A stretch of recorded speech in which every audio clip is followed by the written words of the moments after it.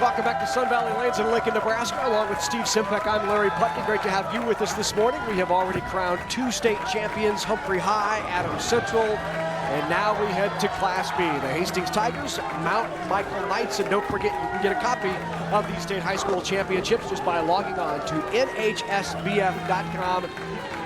Offered by the Nebraska High School Bowling Federation. You can preserve these state championship memories for a lifetime. Let's take a look at the 2 teams competing for the Class B state championship. We'll begin with the Hastings Tigers. They're led by head coach Butch Hogan in his 10th year. USBC Silver certified, pastime lanes proprietor, just a great guy, been in the business forever. His team, Nick Kristen is the sophomore, and then a lot of upperclassmen. Sad, Heisel, Davis, all juniors, along with Goddell and Starkey. Corey Luce, the only senior on the team. They will be facing a first-timer here in the state championships, the Mount Michael Benedictine Knights. Head coach Dave Cormier, he's been around for 8 years. Griffin Willer is a junior, and a lot of seniors. Jones, Cohen, DeWald, Shear. Blake Batten is a junior, and Joey Kusarek is a senior. Should be a good one as Mount Michael goes after its first ever state championship. Hastings Tigers, Mount Michael coming up next on NET Sports.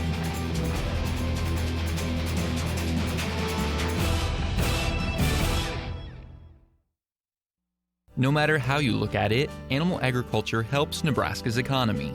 The livestock industry provides increased tax revenues for schools and community services. Livestock enterprises also create jobs while contributing to existing businesses such as local banks and grocery stores. A thriving livestock industry helps maintain our current way of life, but also provides opportunities for the next generation of farm families. The Nebraska Soybean Checkoff helps to raise awareness of the importance of animal agriculture to Nebraska. High school's almost over. What's next? I mean, what are my choices? I want to find something I love, so I can make a life for myself. And then I can give back.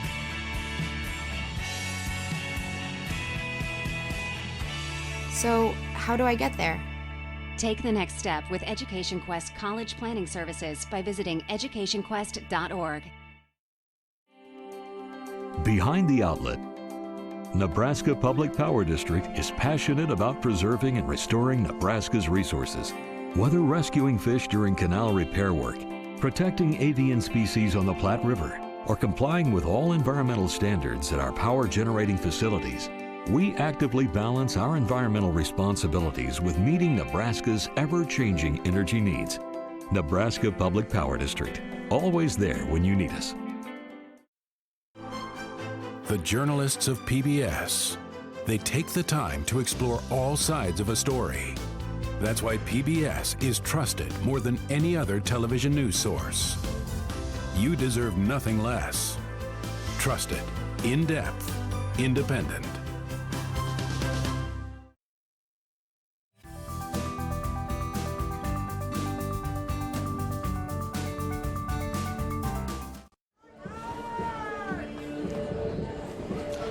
And welcome back to Sun Valley Lanes in Lincoln, Nebraska.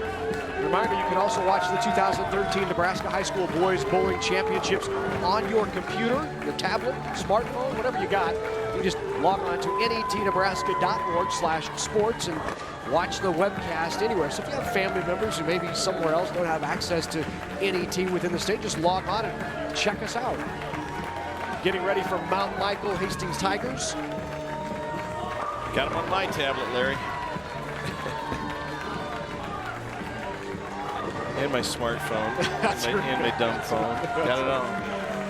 There's a look at the Hastings girls in their uniforms and medals. They won the girls' state Class B championship last week. Boys trying to repeat that feat here this morning, taking on the Mount Michael Knights. This is the first for Mount Michael. I think they were a bit surprised, candidly, to get, in fact, I talked to Dave Cormier afterwards. He said, I don't know how to fill out this form. I wasn't expecting to get here. I'm not sure what to say. But it's a welcome surprise, and he's certainly done a nice job in his 8 years at Mount Michael. But think about the way they got, the way in which they earned their trip here. They went into sudden death. Their first bowler threw a strike, the opponent threw a strike and fouled. And that was the one ball that advanced them to the finals and sent Grand Island Northwest home. You know, obviously Mount Michael bowls out of our center in Elkhorn, and that was a ground-up program. 8 years ago, when the team was formed, none of the bowlers, including Coach Cormier, had ever really seriously bowled. Right. And so, frankly, they were pretty awful for a number of years, but they have persevered. They practice. They encourage their bowlers to practice through the summer, and they've just created a culture there of just good sportsmanship and just hard work. And Dave Cormier is just one of the good guys out there as a coach. And well, as you know, for 6 years I coached in Class B against Mount Michael and Dave Cormier, and it was always one of those matches that you enjoyed bowling because the camaraderie, the sportsmanship, you could have a conversation during the match. It was never adversarial. It's a great program, and it's so good to see Mount Michael making it here today. And they take the early lead off of the Hastings Open. Mount Michael with the advantage. For those of you that don't know much about Mount Michael Benedictine, it's usually referred to Elkhorn Mount Michael. They are just northwest of Elkhorn, out in between Elkhorn and just a little bit northwest of Elkhorn is Elk City is the other little town that's out there. It's a private Benedictine school. It's run by the Benedictine brothers or monks, and it's a boarding school where most of the students live there for the entire season. It's an all-boys school. They do have some students now that are day school students that do come and go. But it's been out there for a long time. They had a long history of being a football and basketball power in the 70s, 80s, and 90s. And they approached us and wanted to start a program. And we were very happy to have them do it. Trying to convert on the 210 and just slides by it. One observation here early, and you can confirm or deny this, but when I see Hastings here in the state championship in the TV finals, and they've been here many times before, it's a terrific program. A lot of times you'll see early in the match they want to open up the lane right away, and they want to watch, they want to pitch and ditch. They want to watch it fly back. And out here, you can't get outside of 5 early. You'll leave those 210s. You'll come up light. You'll throw a washout or two if you try to open it up too much. Well, and you don't have enough time and enough play in the lanes like you would in a normal competition. When you talk about opening up the lane, that's usually a 5-player team that's all playing the same area, and they're playing 3 games, which would be 15 games played on that pair of lanes. In Baker bowling, you don't have that. You're having less bowling on these lanes. So you can certainly open up a lane, Larry, but in this format, it's much harder to do. You're going to see transition where the lanes are going to change a little bit, but the Mount Michael boys are going to be a little more contemporary. They're going to be a little more direct and straight with the ball, where you see some utter sheer power on the Hastings side. So it's going to come down again to spares and errors. Who makes the most spares and the least amount of errors? Early on, it's Mount Michael. They're clean through 4. Hastings with a couple of opens here early. Week 10 just doesn't quite make it all the way back on the shot by Hastings. Here now on the right-hand lane is Joey Kusarek. And Kusarek with the strike. Gets a light mixer. Remember Joey in our youth program at Elkhorn. He's grown up through the program and goes to school now at Mount Michael. Corey Luce slides by that. 3 opens in the first 5 frames now for Hastings, and they find themselves early on down by 30. Now, Hastings likely never panics because Hastings is one of those teams when they get on a roll, they'll throw 5 or 6 in a row. You bet. Yeah, they've been just a long-standing Class B powerhouse team for as long as we've been doing this, Larry. Yep. Nick Kristen doesn't quite make it back, rings a 10. Good shot by Nick. Now in the left lane, here's Blake Batten. Blake crosses over, doesn't get the carry. Just about. Cross lane at the 10. We've seen in our earlier matches today where spare shooting has either created wins or losses for teams, so that was good cover, cross lane. Now Mount Michael needs to answer with the same cross lane spare. Cross lane to 10, well done. And good cover. You want to see some wrist and hand action. Watch this. except when you hit that big gray board out there, Larry, it typically doesn't hook. It's tough to make it looks back like from there, huh? Chandler might have hit his ankle on that shot. It came off his hand quickly and darted to the right. So that may have clipped the side of his ankle. Crossover leaves the 3-9. There's some work to do there for the Knights of Mount Michael Benedictine. Maddie Tugg kind of overcompensating, crosses over. And early on here, 1, 2, 3, 4 errors in the first 7 frames, and you have to add the 0 on the spare as another error. So that's really 5 errors through 5 frames by Hastings. Meanwhile, Mount Michael, the underdog, clearly just continues to plug away. Pick up your spares, be consistent. It's the old adage in golf, you drive for show and you putt for dough. You've got to hit all the clubs in your bag. Same applies to bowling. You've got to pick up those spares. You've got to get some lucky breaks and avoid some splits, break up some splits. And so here's Wyatt Davis. You'll know if Wyatt throws a good shot. He'll let you know. Leaves the 7-pin. More straight and direct for him, not as much hook. Actually playing a part of the lane I think is the spot to play is right between the first and the second arrow. Not getting the ball further right of the first arrow, but being closer to the second in that track area. Cross lane to 245, it's not going to hook enough. First open for Mount Michael. Great to see all the Mount Michael students here today as well. They brought an entire bleacher full, didn't they? Well, it's just a great environment up there. They support each other very well in all the sports. Here's Griffin Willer. Griffin owns the program's best ever game, 279. Trips the 10 away from the 6. But a 40-pin advantage right now for Mount Michael. Big shot. Corey loose. Needed that one. 152, the best Hastings can finish with. And really, as long as Mount Michael keeps it out of the gutter in the next 2 frames, they're going to win this first game. Needs this spare. And that'll do it. That's 152 in the 9th without count.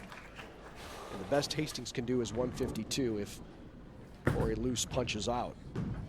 And that is not Corey. That's now Riley Sad who's in the game, the lefty. Boy, that's just a really nice approach, game, and release there by Riley Sad. Even though he had a little bit of a high hit for a split there, boy, just watch how loose and free his arm swing. Gets out of the ball clean, gets good trajectory down the lane. Gets the spare, too. So 142 for Hastings.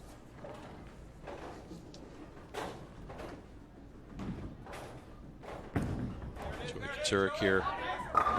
Nice compact game, leaves the 10, but it's a good spot for it. Good chance of a little practice here.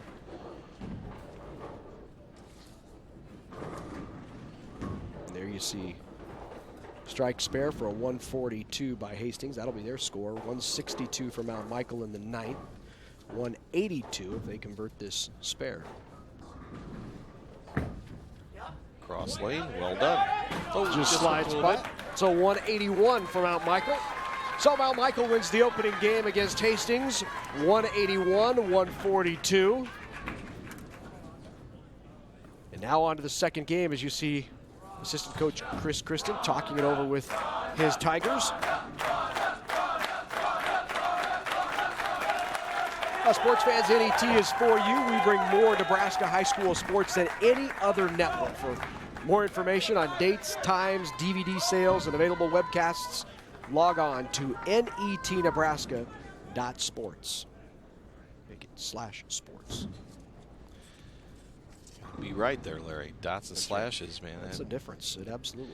Really screw up your internet experience.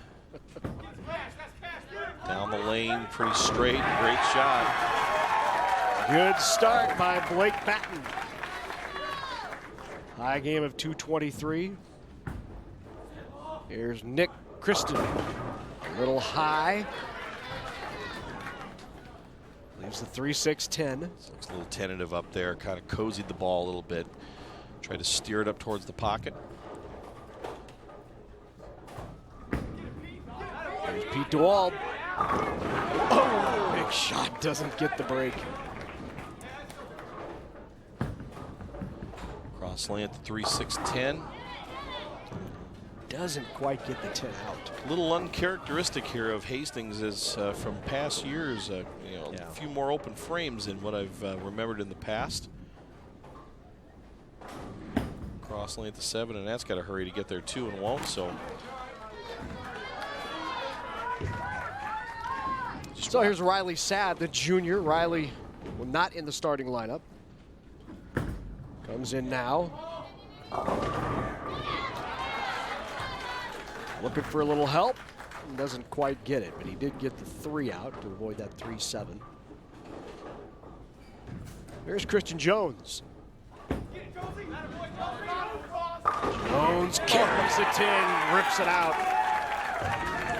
Boy, they are a 7-pin carry away from a 3-bagger. And on the conversion, good cover by Riley Sadd. Switches to a harder surface ball to be a little straighter. That was very well covered. Usually a lot of guys, whether you're righty or lefty and girls, that hook the ball as much as Riley does, has a little bit of a tougher time with those corner pin spares, but he played it very smart. Good break there from Mount Michael. Very good. Busts out the 2-4-5, leaving the easy 5-pin spare. Wyatt Gottle with the big shot. And look out, here they come.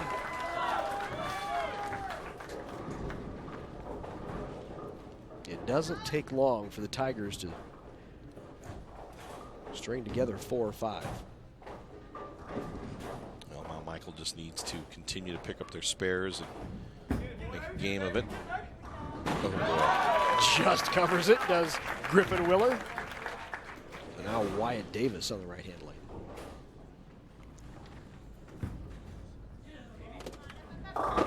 Little high for Davis. Leaves the 6-10.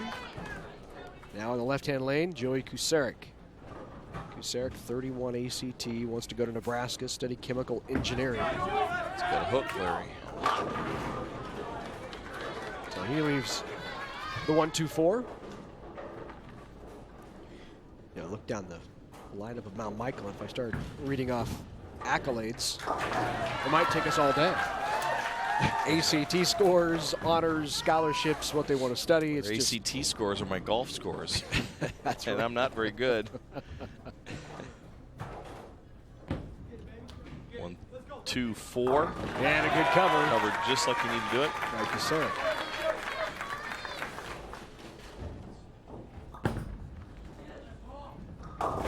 Corey loose right through the nose. Just struggling, 4-6-7.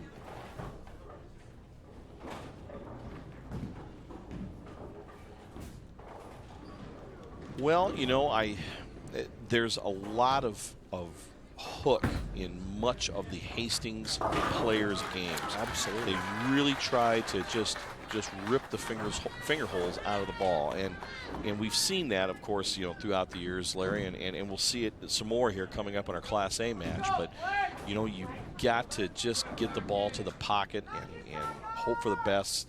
Wrap out the 10, bust, trip out the 4-pin. Need to keep the ball in play, and they're really still off quite a bit and not even getting the ball up to the pocket, or the ball goes high through the pocket. So going to have to make some adjustments here. Mount Michael's still with the lead. That's a better shot there. Really slowed down. He was looking to get some reaction on the back end, and I think in addition to slowing down, he tugged it a little bit. Yeah, he came up light the last shot, last time that Nick was up, and it just cozied it a little bit again. Yep. Got the ball to go high. Cross lane at the 3-10. Slides through, chops that 10. Still anybody's game, wide open. Spare here should give Hastings a very slight 1 or 2 pin lead with the spare. Not going to get back. So 92 for Mount Michael, 84 for Hastings. 8-pin Mount Michael advantage, and they're up 1-0. Crosses over, leaves the 10 pin. Gets it. And it fell forward. Whoa! Now Riley sat up on the left lane. Those are the things we just talked about. Catch a few breaks. Could be a big break. Messenger across the deck doesn't quite deliver for the 7. And that ball came from, it was as far left on the lane as about the second or third board at probably 50 feet. In the last 10 feet, that ball rocketed to the pocket. And it came in at such a sharp angle, Larry. The 6 pin just fell into the gutter. It was just massive power, just a bad break. You got to just shake it off and pick up your spare. And just kind of slid by, and Riley knew it when he let go. He saw his head drop. And so 3 consecutive opens for Hastings, and now once again 4 opens in the first 7 frames for the 2nd game in a row. This is hook. Just not typical of a Hastings squad. They need to clean up their mistakes right now. This young man's been pretty good, though, so has far. Been. He's been nails. I'm moving that guy to my anchor spot right now. It's a very good shot for Wyatt Goddell, just basically playing right at the 3 pin, throwing the ball at the 3 pin, letting the ball hook into the pocket. Closes the gap a little bit. And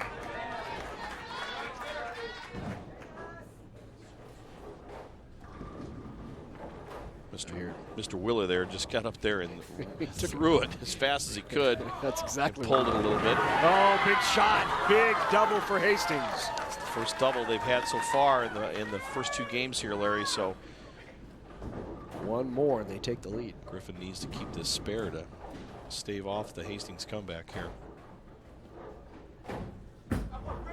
1-3-6, very well. Good cover. A good cover by Griffin Willer.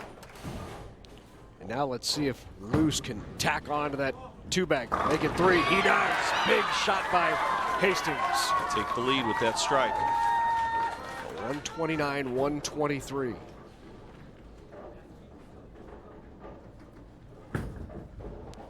It's a good shot. Oh, big shot. And an important shot in the 10th. This one gives them a lead. Needs it. Got it. Big shot. And what that does there, Larry, well, that, yeah, that does it. That wraps it up there for Hastings. Unless they would foul or something like that, but still Joey Kosurik would have to strike here on this shot. That's going to be a little bit light. So Hastings, as we said, you can blink of an eye. They're down by 20 pins in the 7th, and they step up and throw 4 in a row and take the game. That'll do it.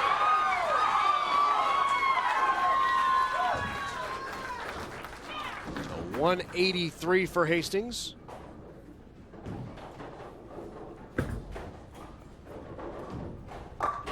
$168 for Mount Michael. You go back to, if Hastings is going to be successful, they're going to have those runs, because they just throw that kind of ball, they're going to make a few mistakes. If Mount Michael's going to be successful, they need to be clean. It's what they did in game 1. In game 2, just too many mistakes. That's correct. We're into our 3rd game now. We've got, with the exception of the one left-hander, we've got all righties on the pair. So you're probably going to see a little transition now. You're going to see the oil begin to migrate further down the lane. It may affect Hastings a little more than it will affect Mount Michael, simply because of the crossing of the boards. A lot of left to right of Hastings, where Mount Michael's more up the lane. We'll see. But obviously the momentum is now back in Hastings' favor. And got a crossover carry. There's Riley Sad. He's been flush a couple of times, just hasn't carried yet. Expect it here.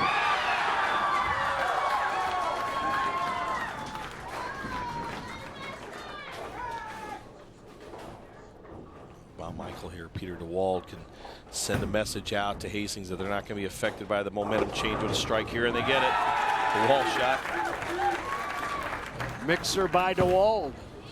That's a little bit outside.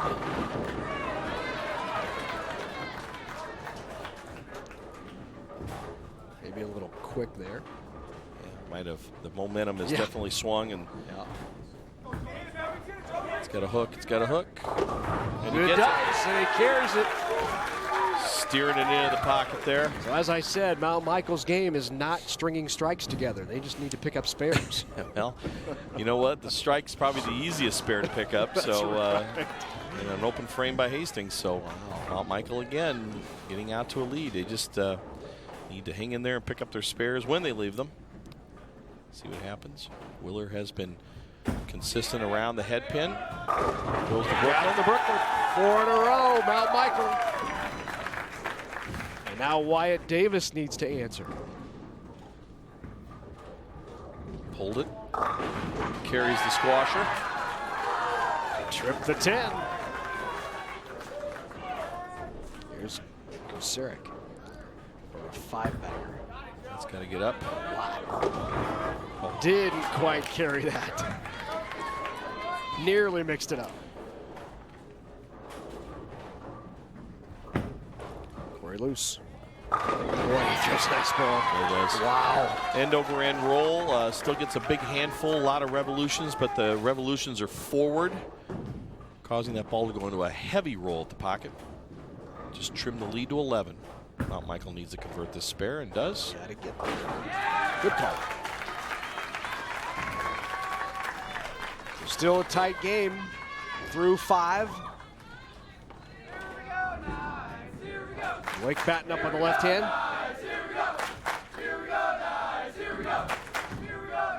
Student body left, getting into it. It's pretty cool though, Larry. It is, It's great to see this for high school bowling. You know, we've had great support from all the schools. Hastings has got a huge contingent here. You know, and we've seen that before. The whole town of Humphrey here earlier today. A little slow there on that shot.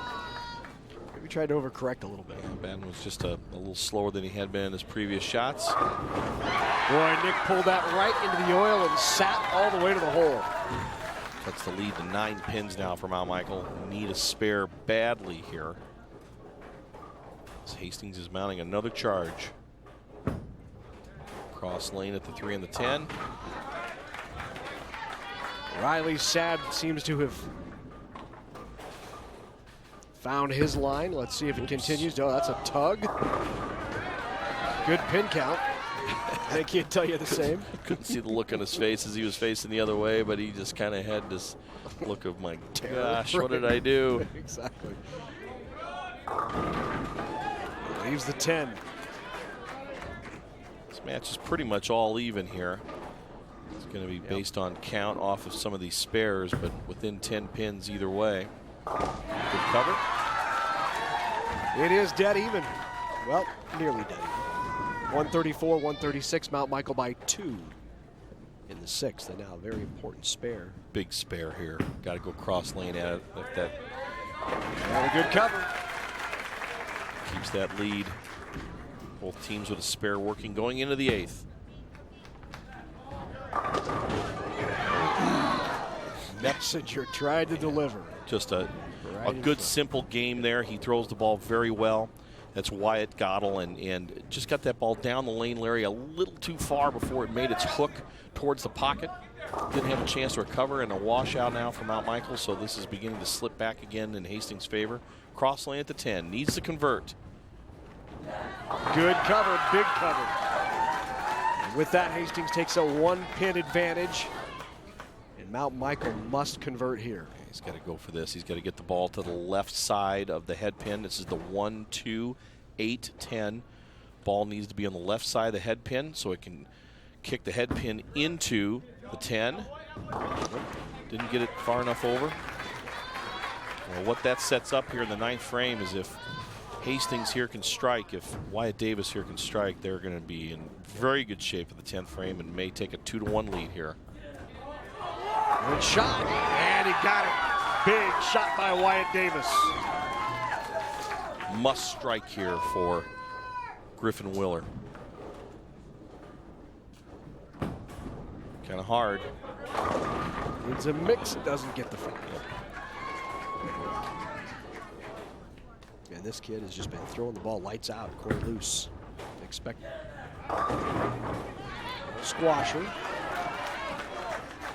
Going to be in the two teens most likely with this spare. Best Mount Michael can shoot will be 2-0. Well, they could shoot 211. They're going to need to pick this up to shut them out. Yeah, they're going to need to. They're going to need to double in the 10th, and I highly doubt Corey Luce is going to miss this 6-pin. So he did switch balls though to a harder, straighter ball. That's got to lay off. Well, Larry, now we can do some math. We've here, got Larry. a game. 61, 71, 81. Well, he can get 20 pins in any combination of a strike spare, or if he throws a double, they can win it. A strike spare, and we've got a tie. He needs this first one. One shot at a time here. Gotta Ball's have got a this hook. one. That'll give it to Hastings. Yes. Needed to have the strike on the first ball there, Larry. So I think that might have been a different ball there for Joey Kosurik. I don't, I may be wrong, but it looked to be maybe that he might have changed balls. It looks like not. That's been the ball he's been using. So 2-1 lead for Hastings.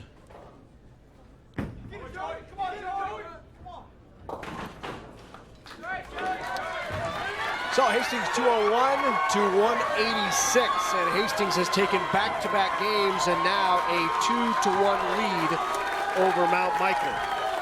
Hastings fans, they can smell that title.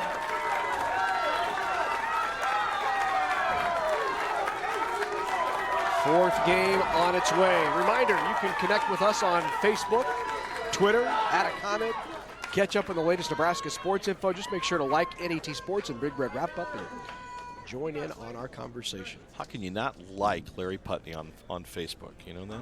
Well, if you're not on Facebook, it's tough to like, right? Well, you've set us up here in the booth and in the truck for a lot of great comments that unfortunately won't be heard by the viewing public. But I do like you, Larry. Well, let's see if Mount Michael can, that was kind of a tough one to lose there, as they had a chance there to win it in the 10th frame. Let's see if they can recover. Tough break there with the 5 and the 10. I would say if you see a strike here from our Hastings leadoff bowler, that's going to set a precedent. And that did. That was stuffed in the pocket. About as solid as you can get it. Hastings has won a title in 2007, 2011. They were runner-up in 2009 and 10. This is their 4th appearance in the finals in the last 5 years. And on their way to another Look at this state shot, Larry. championship. Got a chance. Here's Riley Sad now. This ball, it will be on about the 7th board, way down the lane. He pulled it a little bit there. You can hear somebody yell he pulled it, but hit that heavier conditioned part of the lane, and the ball held pocket. When the ball hits the heavier conditioner, it has a tendency to slide, and that's why there's more in the center. Good shot by Peter DeWall, too. Wide gotta wastes no time. That's pulled.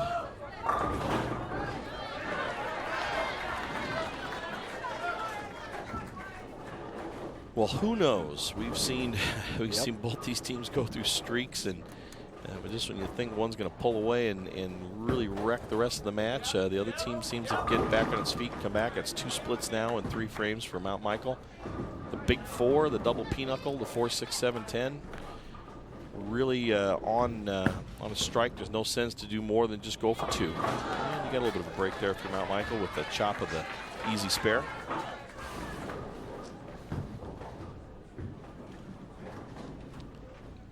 Christian Jones now, the senior,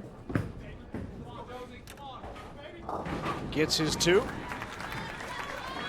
And they'll trail by 18 through 3 frames. Sorry about that, Larry. We'll be seeing your ex-team coming up here in the next match.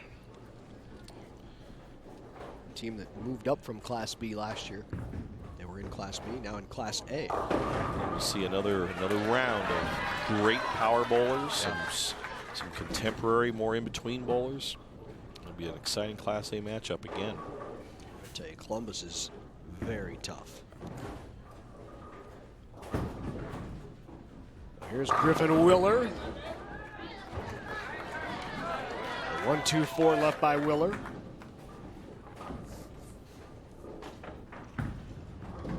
Cross lane. Slid that, but picked it up. Just enough. Good break for Wyatt Davis. Well, Mount Michael needs a spare. You've got 2 splits and a strike. Need to pick this spare up. Keeps it within about 20 pins. Shouldn't miss this one. Should be fairly routine, and you know, that's just a killer. You know, instead of being within 10 pins, you're down by almost 20, and just about to be 30 here. Oh, that just scooted a little bit high. Boy, he's been in that area. That looked like it might have been a little slow there, causing the ball to hook. Still leaving a makeable split, though, the baby split, the 310. Important now for Joey Kuceric to get something going. Ball's got a hook, and does. At the carry. Well, that was a big setup in the 5th as they get set to switch lanes. Oh, thought he had it. Thought he made a great shot there. A little bit of conditioner outside that first arrow Larry caused that ball to skid, so 16-pin lead for Hastings as we switch sides. Everybody's on their feet here. Blake Batten telling his classmates, let's go, get on your feet. And they respond. And here's Blake Batten. But first, on the left lane, it'll be Nick Kristen. Pulled that one a little bit, but it held pocket.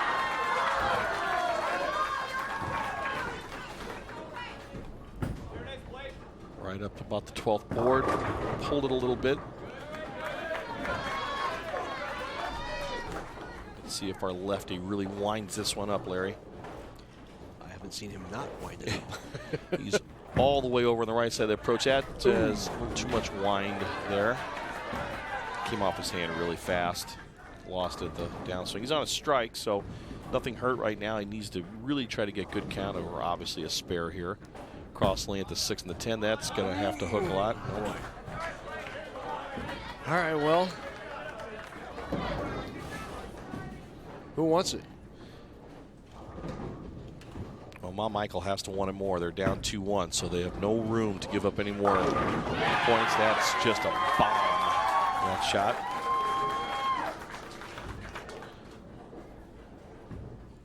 Here's Pete DeWald.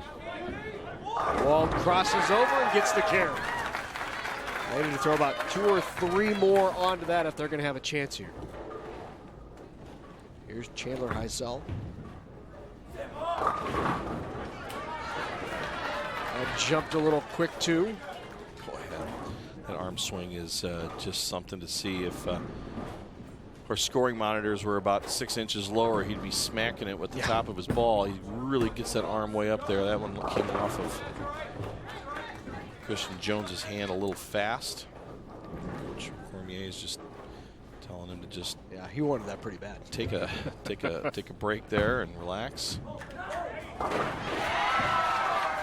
Hastings continues to lead by about 26 pins right now, Larry. This spare is key to Mount Michael not being eliminated and becoming our runner-up. He's got to pick this up to really keep it realistic.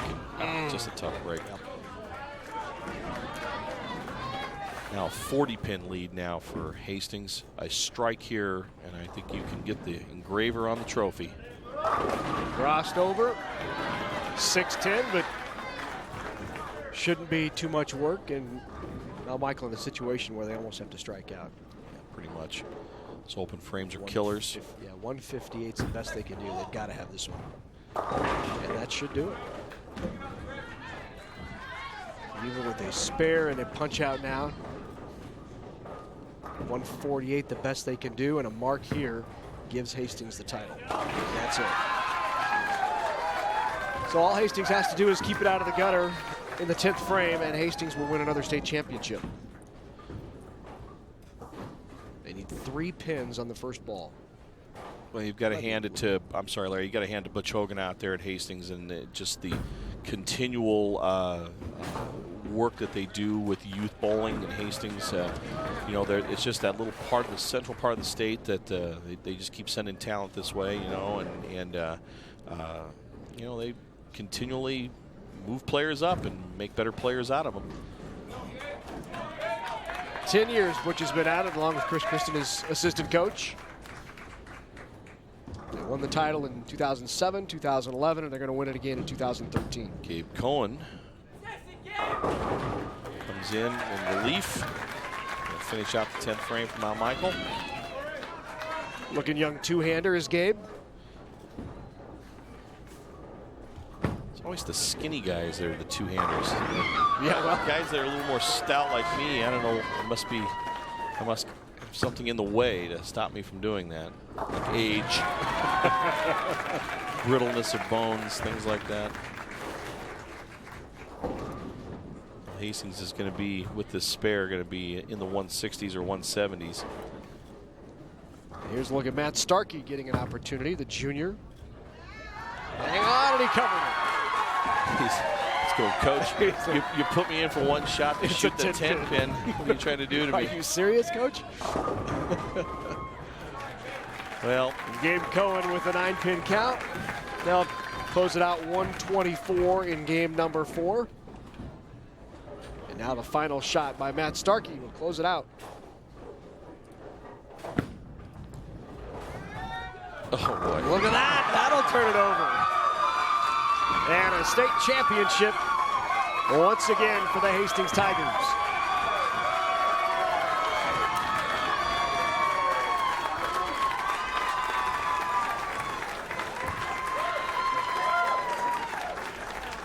So the Tigers drop the first 181-142. They come storming back and take games 2, 3, and 4. They win the match. Trophies and presentations coming up next. Whether it's spring planting, fall harvesting, or just a drive across the state, soy biodiesel helps a diesel-powered engine operate in a demanding job. Soybean oil from Nebraska soybeans makes biodiesel a renewable fuel that's also environmentally responsible. The soybean checkoff plays a major role in supporting the use and availability of biodiesel. The Nebraska Soybean Board, growing opportunity from the ground up. Time Warner Cable is dedicated to the future of our nation's children. That's why we've launched our Connect a Million Minds initiative. We're asking adults to help us inspire kids through science, technology, engineering, and math. And we're achieving this through local partnerships with FIRST. Across the country, Time Warner Cable employees are helping bring FIRST robotics competitions to the areas we serve. The future of our nation and our children depends on math, science, and technology. Visit connectamillionminds.com to find out what you can do. We'd like to say we have the good life in our state. And for more than 40 years, Nebraska Public Power District has kept the good life running smoothly for Nebraskans. We are driven to go above and beyond with a spirit to provide reliable, affordable electricity with outstanding customer service each and every day. Because in the end, we want to make the good life better for all. Nebraska Public Power District, always there when you need us. Coming to Independent Lens. He's China's most famous artist, but Ai Weiwei is also its most outspoken critic. And he pushes the buttons of a police state. If you don't act, the dangers become stronger. Ai Weiwei, never sorry. Monday night at 9 Central Time on NET1.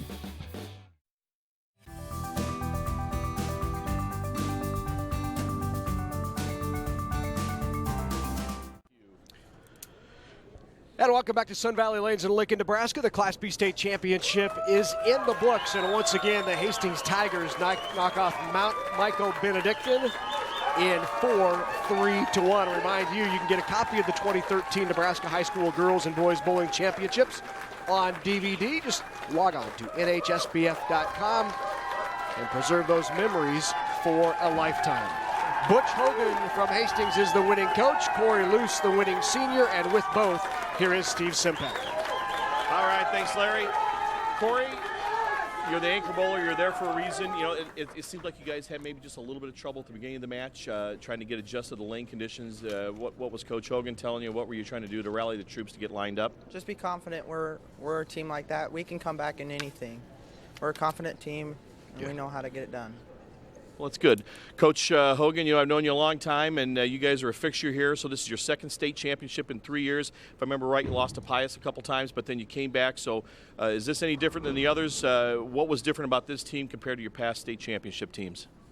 This team, like Corey said, was definitely a comeback team. We had to do that in the first round of Bakers yesterday, and you know, they find a way to get it done.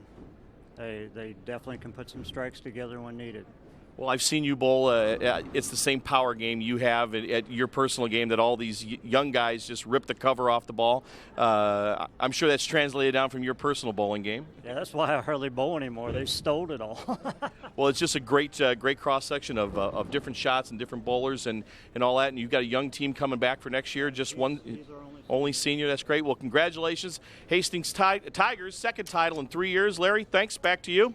All right, thanks very much, Steve. Congratulations once again to the Hastings Tigers and all the Tigers fans who are so good to travel. They follow their team everywhere. Such great fans. It's always nice to walk up and down the concourse and say hello to the folks from Hastings. They really are passionate about their Tigers, and that's great to see. Connor Mogul, by the way, was the individual singles champion from York. He shot a 598. But Hastings Tigers, your Class B boys state champion. When we come back, Class A is on its way. Columbus Scotus, the defending champ. Lincoln Pius 10th. Let's go down to Greg Porchy, our public address announcer. Ladies and gentlemen, how about one more round of applause for our two finalists?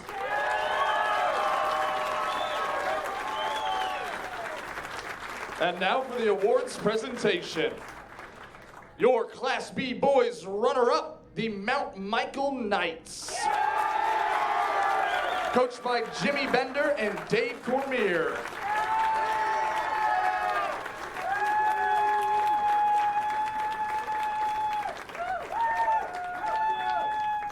Blake Batten.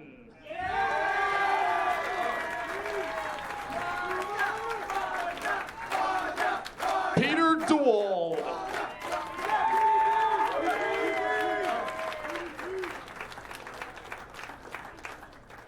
Christian Jones.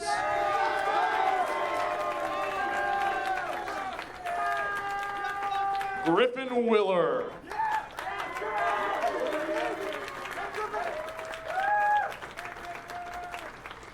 Joey Kusarick.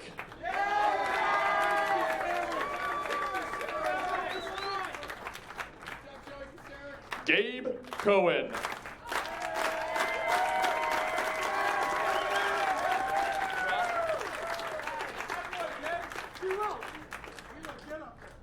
And gentlemen, here's your runner-up trophy. Congratulations again to the Mount Michael Knights, your Class B boys runner-up.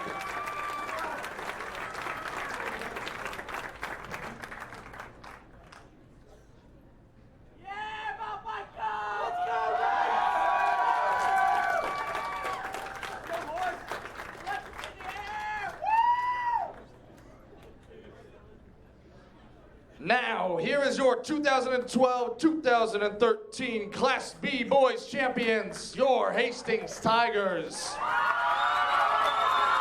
Coached by Chris Christensen and Butch Hogan.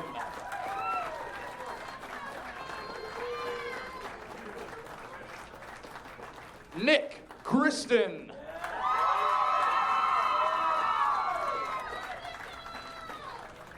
Riley Sad.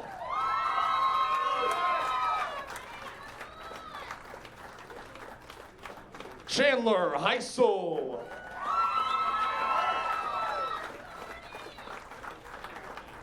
Wyatt Davis.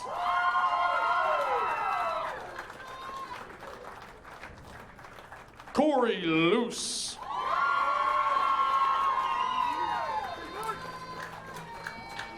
Wyatt Gottle.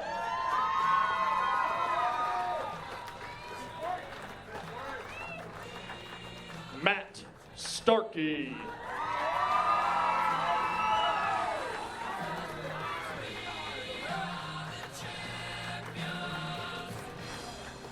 And gentlemen, here's your championship trophy.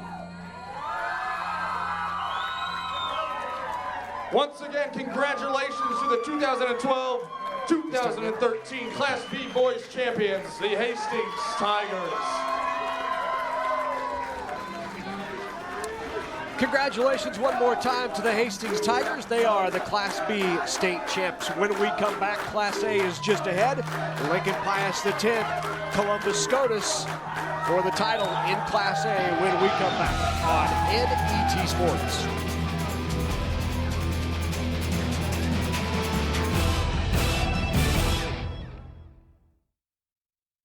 You know, many years ago when I was about 8 years old, I got the opportunity to watch a box turtle behind my house lay her eggs. And watching that turtle go through all that effort, it just piqued my curiosity and I wanted to learn more and read more. My entire job is science. I want children to get connected with science and utilize the technology and the engineering abilities because each one of us has the ability to change the world. To find out what you can do to inspire a young person, visit connectamillionminds.com. Healthcare reform is bringing change. But one thing that won't change is our commitment to you. We're Blue Cross and Blue Shield of Nebraska. And you can count on us. You can count on us to be there when you need us. They are one of the most magnificent creatures on the planet. And yet our love for them has turned fatal. This reminds me of some kind of genocide memorial that records the end of the elephant. Now we go undercover to explore the illegal ivory trade and find out if the elephant can be saved. In a new National Geographic special, Battle for the Elephants. Wednesday night at 8 Central Time on NET1. During this member drive, you can support the programming you love on NET and secure your spot for our upcoming 2013 Sandhill Crane excursion. Call us anytime at 800-989-8236 and make a gift of $150. And we'll see you at NET on Friday, March 29th, 2013. A bus will depart from NET and travel to Rose Sanctuary. You'll get there just in time to enjoy dinner and sunset on the Platte River. You'll see, you'll hear, and you'll experience one of the world's premier wildlife encounters as hundreds and thousands of sandhill cranes converge on the Platte River for the night. So please join us. Your gift to NET ensures that we'll continue to produce and purchase programmings that enrich your life and expand your horizons. 800-989-8236 is the number to call and reserve your place in the viewing blind. Don't wait. Seating is limited. Thank you.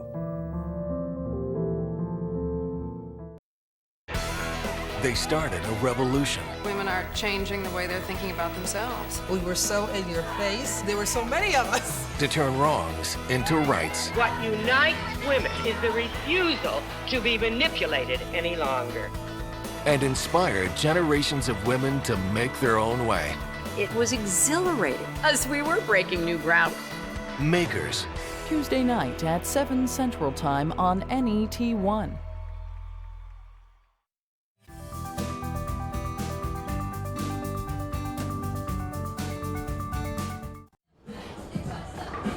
And welcome back to Sun Valley Lanes in Lincoln, Nebraska. Along with Steve Simpek, I'm Larry Putney. Glad you could join us for these Boys State High School Championships. Great reminder, now's the time to grab your copy of the 2013 Nebraska High School Girls and Boys Bowling Championships on DVD.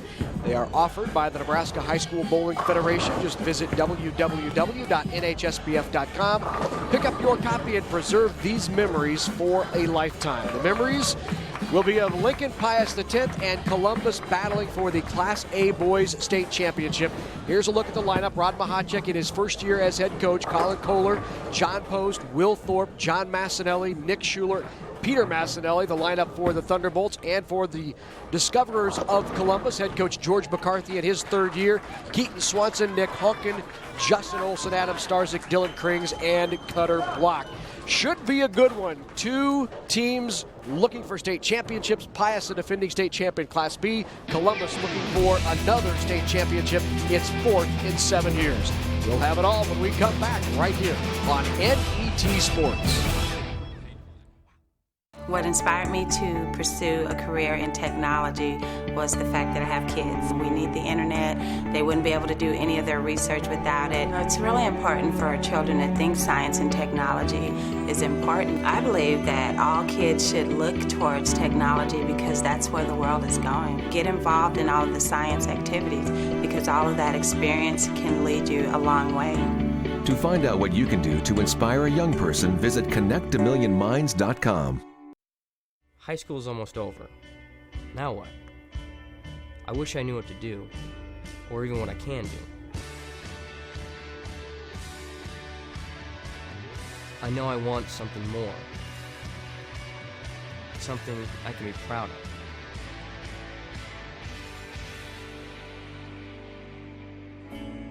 So, how do I get there? Take the next step with Education Quest College Planning Services by visiting educationquest.org. No matter how you look at it, animal agriculture helps Nebraska's economy. The livestock industry provides increased tax revenues for schools and community services. Livestock enterprises also create jobs while contributing to existing businesses such as local banks and grocery stores. A thriving livestock industry helps maintain our current way of life, but also provides opportunities for the next generation of farm families. The Nebraska Soybean Checkoff helps to raise awareness of the importance of animal agriculture to Nebraska. They started a revolution. Women are changing the way they're thinking about themselves. We were so in your face. There were so many of us. To turn wrongs into rights. What unites women is the refusal to be manipulated any longer. And inspired generations of women to make their own way. It was exhilarating as we were breaking new ground. Makers. Tuesday night at 7 Central Time on NET1. Did you know PBS is the #1 source of media content for preschool teachers and the #1 place parents turn to for preschool video online? NET provides services that educate, entertain, and enlighten.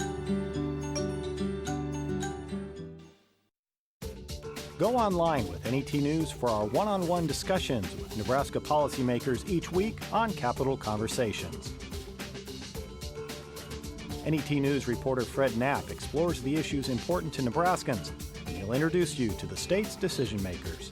Watch online at netnebraska.org/news or on the NET News Nebraska Facebook page. NET News, your trusted source for state legislative coverage.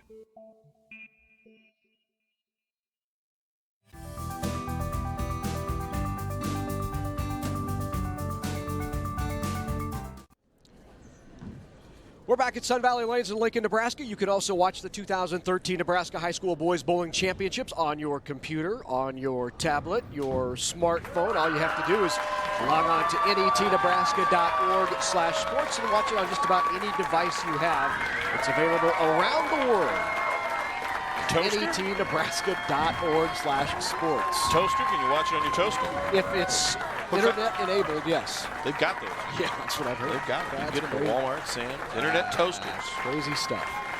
All right, we are ready in Class A. Lincoln Pius X, Columbus Discoverers. That's Steve Simpek. I'm Larry Putney. Glad you could join us for our final championship of the day. We have crowned 3. Humphrey High early this morning. Adams Central then knocked off Burwell Ord. Hastings just won at 3-1 over Mount Michael. And now what should be a terrific showdown between Pius, Columbus. Pius, a defending state champion, Class B. They have moved up to Class A. You might have seen last week, the Pius X girls also made the finals after their first year in Class A. Colin Kogler starts it off, gives it a little tug across the boards, goes Brooklyn, and not too thrilled with the strike, but he'll take it. Well, it looks the same on the old TV screen above the lanes, Larry. They don't ask how. Nope. They just ask how many. That's correct. And right now for Pius, it's 1. Here's Keaton Swanson. Swanson comes in a little light, leaves the 2-8. This should be a good one. You know, Columbus has won every odd year title since 2007.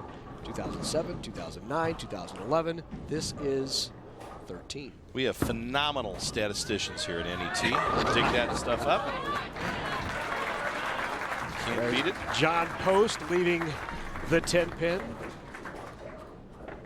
And here's Keaton Swanson. Now Swanson goes to school at Columbus Scotus. So while we say Columbus, this really is Columbus and Columbus Scotus. He slides it by the 2-8. Two of the players that bowl for Columbus are actually from Columbus Scotus. So it is a co-opt program, Columbus Scotus. Staying within the NSAA rules, schools can co-op as long as they petition the NSAA, or in our case, the Nebraska High School Bowling Federation with an approved co-op. Two schools are neighboring, they border each other, so it's completely legal. So even though we're going to say Columbus most of the time, it is a co-op program between Columbus High and Columbus Scotus. Both have had teams in the past in the Nebraska High School Bowling Federation. And great success, too. Columbus, especially Columbus High, has been frequent visitors here to Class A on the television show for the state championship. That's Justin Olson coming in just light. And this will be Peter Massinelli. Peter, a junior, averaging 176 on the year. Turn that up a little bit. Comes in light. Won't get any help. Leaves the 210. Lane's freshly conditioned here before this match. A little bit of practice play on it, but you're going to see the ball kind of hang there a little bit on the left-hand lane. It looks like the left-hand lane is playing a little tighter than the right lane. Good spared conversion by Justin Olson. So the split by Massinelli will even things up here, unless he's able to convert on the 210, or 210, I'm sorry.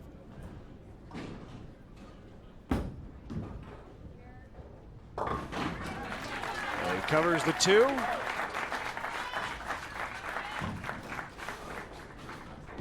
And now look at Nick Honkin. Nick, just a freshman. Averages 208 on the year, and Coach George McCarthy says this is a kid that just understands the game. Knows how the lanes move, know how they play, knows where to play, and he carries the mixer. Playing a little bit further left than most of the other players on the Columbus team. He's going to have to make sure he keeps that ball at the 3-pin so he doesn't get too wide.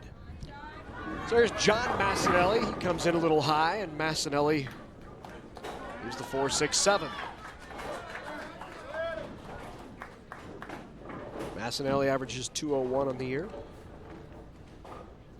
Big opportunity now for Columbus to take an early lead with a double. Adam Starzyk, the lefty, likes to turn it up. Starzyk comes in a little high, leaves the 4-pin.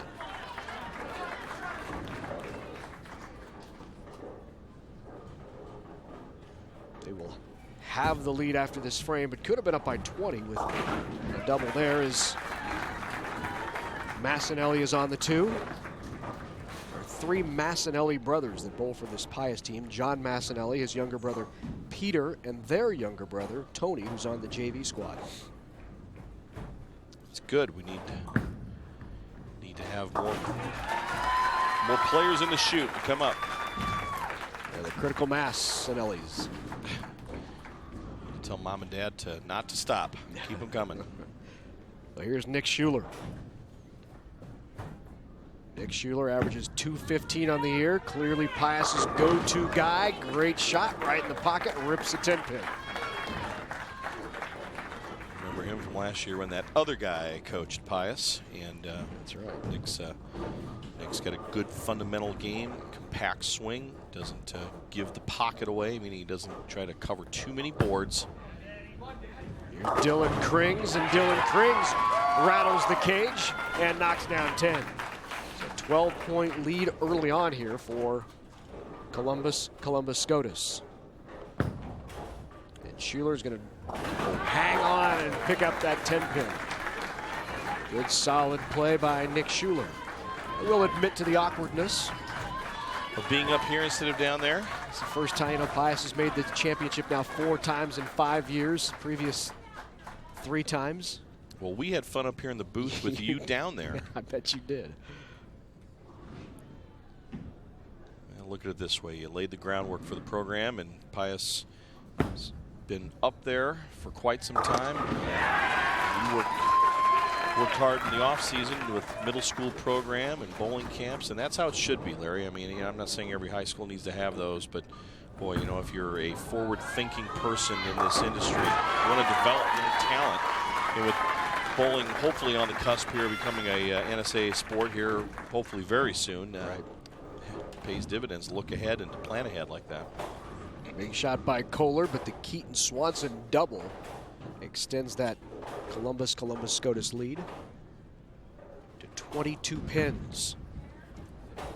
Extend it again. We got the mixer. He's rattling it again. Good shot by Justin Olson. This is what you get when you bowl Columbus. They're gonna throw a whole bunch in a row at you.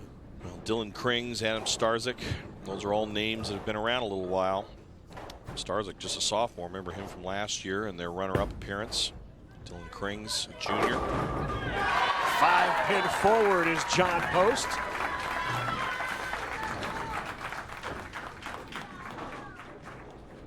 John doesn't look like he gets too rattled. Tell you what, he performs well in this environment on this shot.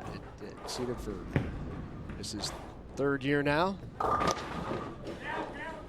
Big design, we call that in the bowling biz. That's a large split, the 3, 6, 7, 9, 10. It's makeable. You want to get the ball in and around the 6-pin area on the far right. Try to slide the 3-pin over into the 7 and still take out the 3 and the other pins on the right side. Much better shot by Peter Massinelli this time. A little quick with his feet the previous time. So a 3-bagger by Pius has him right back in it. Nearly pulled it off. The 149 in the 8th for Columbus Scotus. Pius now looking, well, they have taken the lead. 106, 36, 40. That's really a dead even game right now. Strike here by John Massinelli gives Pius a 10-point advantage, 10-pin advantage. Big one by big brother John Massinelli. Got across and they kick that 6-pin forward. Big break for the Bolts.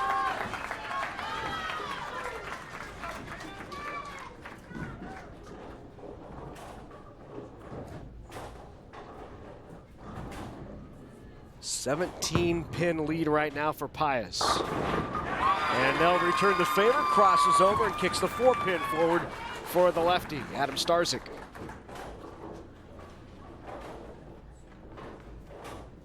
This is the guy you want up in this situation. He was so clutch yesterday. Threw a 2-bagger against Scottsbluff. Scottsbluff Gehring in game number 5. He stepped up, had to have a strike through the first one. Scottsbluff Gehring threw a strike, then Schuler had to throw another one, buried it. He has just been clutch for Pius. So that's 5 in a row for the Bolts. And they answer. 209 for Columbus Scotus, the best they can do. Pius on a 230 pace. 226 pace. This one will give it to him, and that should do it. Yep. 214 or 215, depending upon the spare. Watch the arm swing and the release here. Dylan Krings. Way up there in the hand around the side of the ball. Wow. Rips the rack. Didn't stand no chance on that one. Now, when he releases the ball, Larry, even though his hand rotates around the ball, he still brings his fingers and thumb more up the spine of the ball or around the top, not around the top, but up the spine and through the high roll area of the ball, causing that ball to make a big move to the left. We saw earlier at Hastings with a couple of their players, especially the left-hander, that circled around the side of the ball, covers a lot of boards, but that is a heavy roll and usually a high percentage carry, release, and shot. So game number 1 goes to the Thunderbolts, 215-209. And Pius with a 1-zip lead. Hey, connect with us on Facebook, Twitter, add a comment, catch up on the latest Nebraska sports info, whatever you'd like. We'd love to hear from you. Just make sure you like NET Sports and Big Red Wrap Up and join in on our conversation. Here's Keaton Swanson. Keaton can't quite get that 10 to slap out. Pius 1-zip lead over Columbus. Interesting enough, Columbus Scotus really struggled yesterday on the tougher condition, and Pius actually was seated ahead of Columbus Scotus. Lincoln Pius seated 4th coming in. Columbus, big shot by Colin Kohler. The junior averaging 192, son of Marilyn and Randy. Great shot. He's really progressed over the years. Was on varsity as just a freshman, but has really developed well. Good cover by Swanson. So if you look at how they got here, Pius knocked off Scottsbluff Gehring in 5-3-2. Columbus beat Grand Island 3-2, so that went 5. And then Pius defeated North Star in 5. And Columbus Scotus knocked off Southeast 3-1. Needs to finish, and it does. Big shot, John Post. And he just, I don't know if he's that calm on the inside or if that's his. Got a pretty good grin out of him that time, though, so he was happy with that shot.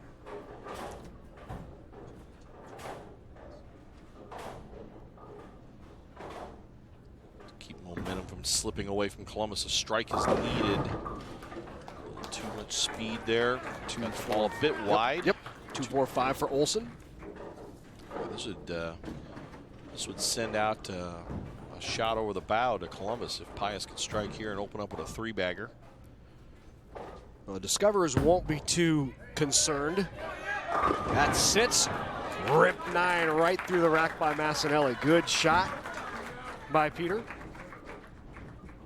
They were down 2-0, was Columbus. 2-0 to Grand Island. They came back and won the next 3 to take it 3-2, and that was in the first round.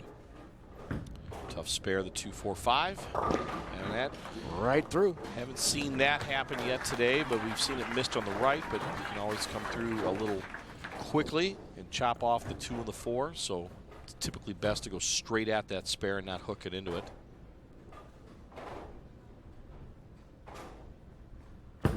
Cross lane at the got a hook. 9. Just slid it by.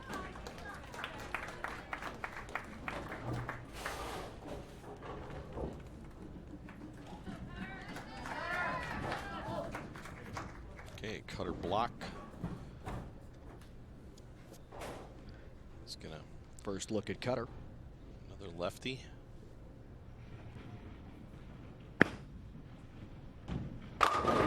Crosses over and blocked with the strike.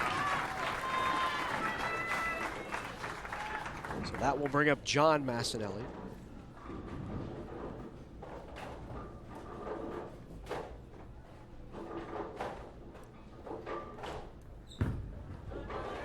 That one out wide, Larry, but it comes roaring back. Got to pick this up, though, to keep the lead for Pius. Strike working for Columbus Scotus.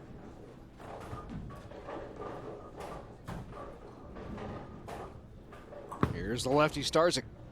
Oh, that's a good shot. Big ball by Starzyk. Nice double. That'll put him right back in it. So after the open by Pius, the double by Columbus Scotus, and we're all even. Oops. And that's trouble. Back-to-back single pin whiffs by Pius, uncharacteristic. Well, you know, this is when it matters. You've practiced all season to get to this point. And unfortunately, and I'm not saying that either of these teams do not follow these practice standards, but you've got to, at some point, practice some spares. Yep. And I'm sure they do, but boy, you know, it's the money right now. It's the money of your game, and that's just a bowling term for being able to come through in the clutch, whether it's on a big strike shot or a simple spare, which a cross lane 10 pin should be. Really like his game, Larry. It's just, it is compact, simple, and very effective. Probably in the tougher conditions that qualifying is bowled on, and right. You know, we should probably enlighten some of the people at home about when we talk about this. You know, the lanes are conditioned with now an automatic machine that costs more than your car. That's right. Can be programmed to pattern the conditioner on the lane in certain areas that can either make the lane hook more or hook less or hook earlier or hook later. You can also really create the better place to play on the lane, like maybe the shot would be for the right-handers around the second arrow. Well, different patterns you can lay down can cause you to play different areas of the lane. So typically here at the State High School Bowling Championships, we make the lanes a little less forgiving on Saturday, but then reward the teams on Sunday that make the television finals to with more of a traditional house pattern, we call it, with a lot of conditioner in the middle, less on the outsides, which usually leads to higher scores. So it just takes a little bit for them to get used to the difference between the 2 days. Swanson inside a little deeper. That's why you see a little bit of trouble at some of these corner pin spares, because there's a little more oil than what they had the day before in the center. Could cause you to slide off into the gutter at it or slide by it on the left-hand side. Good cover on the spare there. Great conversion by Colin Kohler.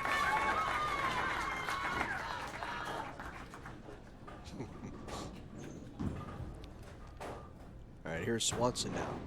Convert the 7-pin, keep that lead. Hang on. Good cover. Just enough.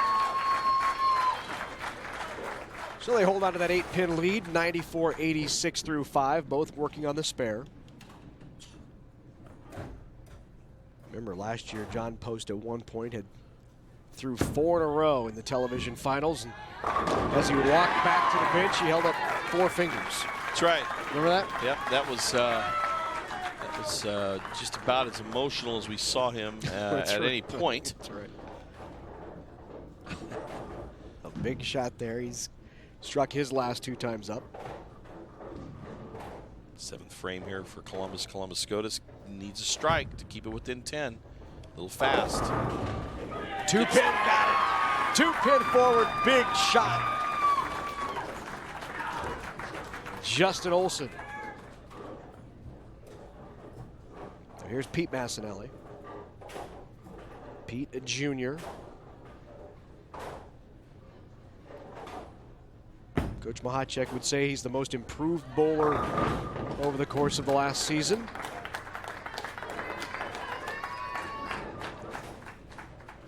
A real opportunity now for Cutter Block, the lefty, to extend this lead from 8 to 18 with a strike. Rips the rack and leaves the 7. Just can't throw it any better than that.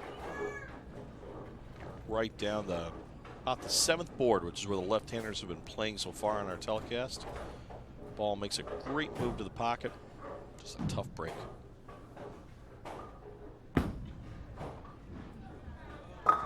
Good cover by Massinelli. Tentative on that first shot, but comes back, and that's a tough spare too. So let's see if Columbus Scotus can stay clean, and they do. Well, they're not clean. They had the one blow in the 2nd frame, but that's a big spare. Block covers that up, so we head to the 9th. Still an 8-pin advantage for Columbus. And if the Bolts are going to get back in this, they're going to need this one right here. Try to string a couple together. You just don't think Columbus will give you one back. Right through the nose, can't get the 7 to go. And that's costly.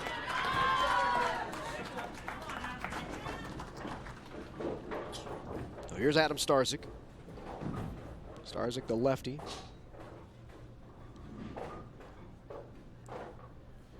Loose arm swing right up the 7 board. Great shot. Gets the messenger. Wow, what a shot by Starzyk. He likes to turn on it a little bit. Increases the lead for Columbus. It's going to be about 21, 22 pins here, going cross lane at the split. Gave it a shot and got it. What a shot by Massinelli. Wow. That might provide a little momentum. Still down by 21 though, so they're going to need a strike on this first ball in the 10th frame to have any chance, and really need Columbus to open here if Pius is going to have any chance in the 10th frame. Sorry, Larry. I can make it interesting. Potential 174 for Columbus, or excuse me, 194 for Columbus. Pius can punch out for 193. So Schuler must have this one. This is a must strike. Oh, what a shot. Solid 9. Just can't throw it any better than that, right? You know what? That's all right, though. It's going to be even at 1 here, but yeah, you walk back satisfied that you did what you had to do. You threw that shot about as good as you could. Yep. I think when bowlers accept that all they can do is make a great shot, and what happens down the lane, you can't always control. You're going to a little high, a little low. You're going to carry an 8. You're not going to carry. You're going to trip a 5. You're going to trip a 7. The proper response here is to pick the spare up and then make a good shot in the 10th frame, right in the final ball of the 10th frame. So covers it up.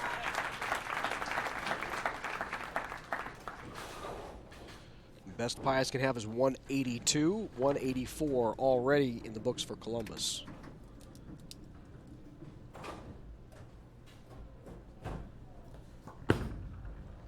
Strike gives him 194, and that's what it'll be, 194 for Columbus.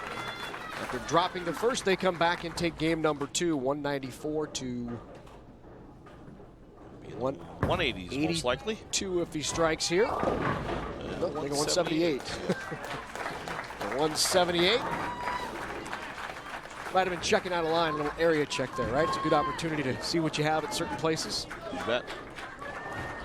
So through 2, all even at a game apiece. Pius wins the first 215-209. Columbus takes the second 194-178.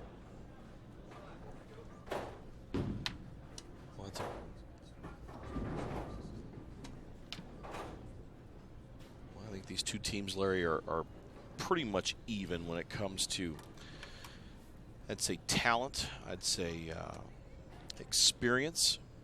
Both teams with bowlers that have been here before and some new, fresh blood.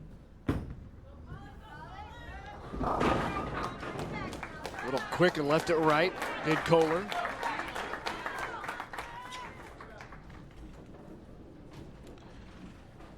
Here's Keaton Swanson. Swanson would, just a sophomore, but he eventually would like to study mechanical engineering after he graduates from Columbus Scotus. Straight up the boards, a little high. Leaves that 6'10". So some work to be done there by Swanson as well as Kohler. 1-2-5-7-9, if I'm not mistaken. For Kohler, can he clean him up? Nope. 1-2-5-7-8-9.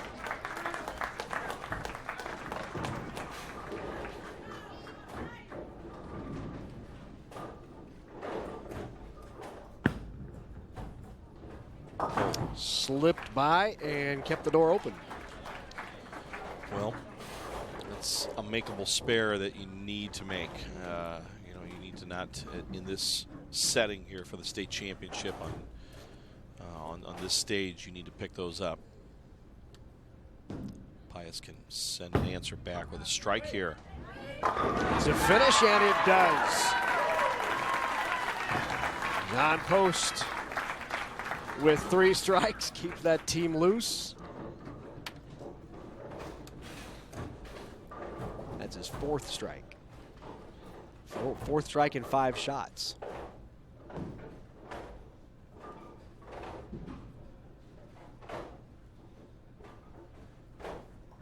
Here's Justin Olson. Good ball by Justin Olson. This is a good-looking lot of young bowlers on this Columbus team. Yes. Fairly young. Yeah. No seniors. No seniors, 3 juniors, 2 sophomores, and a freshman. And the freshman has averaging 208. And Peter Massinelli with an important shot.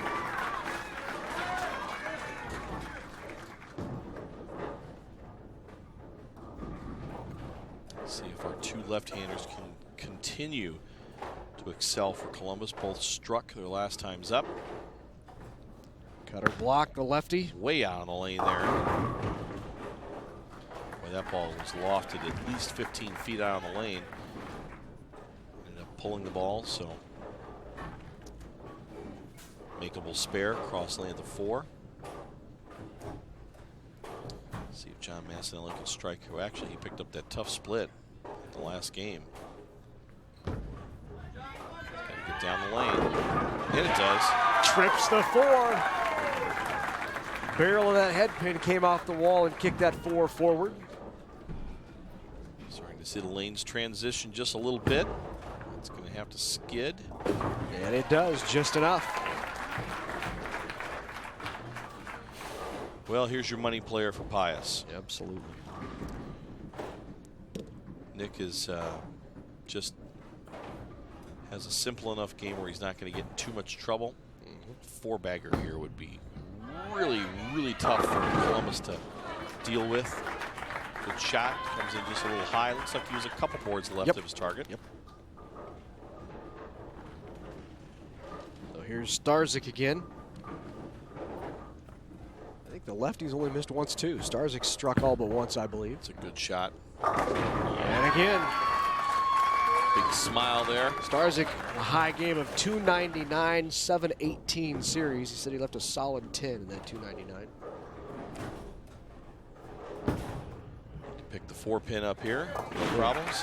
Oh, good cover by Schuler. They'll switch sides with Pius on top by about 15. Columbus can cut into that right here. Here's Dylan Krings. Wow, out on the lane a long ways. Just got a little further left, or excuse me, right than what he needed, got a little bit of a break there. Kicked the 8-pin out, leaves the 210. I think he threw everything in that 2-pin, trying to knock it over, didn't he? Just really muscled that ball down the lane. You know, in this situation, you're down by 22. Strike working, I'd say you give it a run. This is a makeable spare. Going to get the ball to the left of the 2-pin, didn't do it. Pretty good run, so the Open gives Pius a 30-pin advantage as they switch sides for the second 5 frames.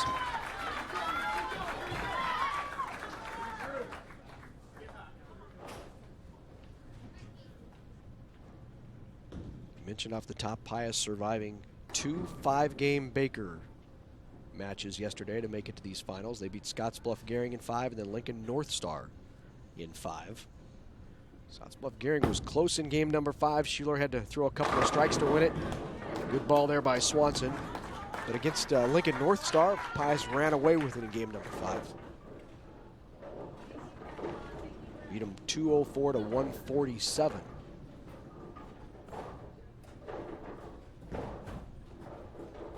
Right-hand lane, here's Colin Kohler. Another one with a good, compact, simple game. Right up about the 12th board. Brooklyn.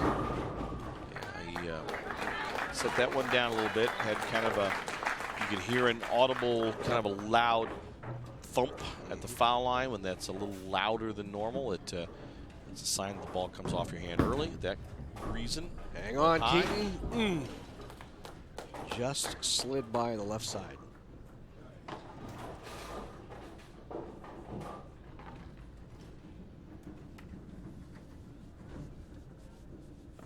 So an important conversion here can really extend that lead. Good cover by Kohler. Lead back to 39 now for Pius. I would say everybody's beginning to tighten up a little bit, Larry. Yeah.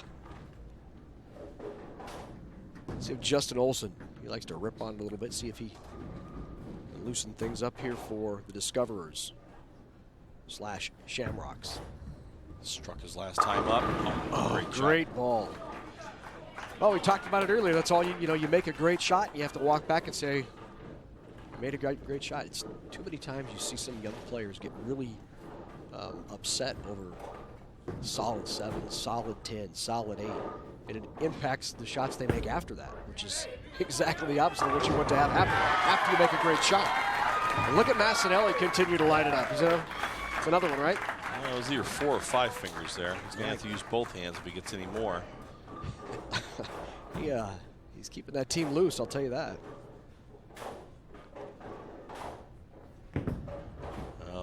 Hang on. Heard that at the foul line. The double dribble, we call that in bowling.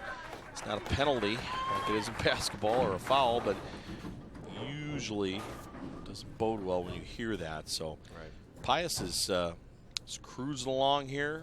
He had a rough first frame, but 4 strikes and 2 spares over the last 6 frames. Boy, that's a good shot there. Oh, just broke a little bit at the last second. 4-7 remaining. Well, at this point, Pius would really just like to stay clean the rest of the way out. 185, the best that Columbus Scotus can have if they punch all the way off the sheet. A little less loft there. And a good shot there by Cutter Block. Better result there by Cutter. He still gets the ball way out on the lane, but he can shoot 185. Pius on a 205 pace. So just stay clean, pick up your spares, and you go up 2-1. He's got a hook. A lot. It does.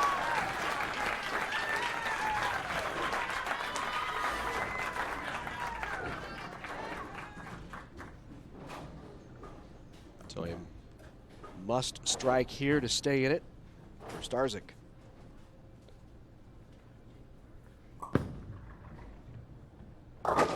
He's got some room out there, doesn't he? Got that ball outside the first arrow. That was close to the 3rd or 4th board. You're flirting with either throwing it in the gutter or leaving a difficult spare, and the ball comes roaring back the last 15 feet and saws the rack in half. Coach George McCarthy wondering if he can just, and that trips another 4-pin, wondering if he can just let Starzyk roll the whole game. I would say he's lined up. He's just been money so far, but Pius answers again, keeps the lead at about 40 pins, Larry, right now. That should do it. All they have to do is keep the ball between those 2 big gray ditches, and they'll take this 3rd game.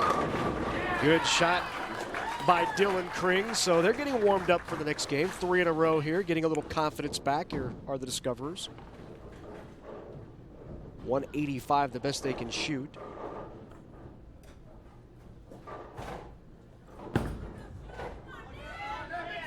Got that ball out early. That could be trouble.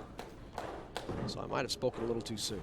Well, they're going to be in the 190s. 75-8, you're right. If he gets 2, 65, 83. Yeah, you're right. Yeah, he has enough. Yep. Well, he said keep it between the He did. 2 gray gutters. Almost perfectly in between. Right in between, that's right.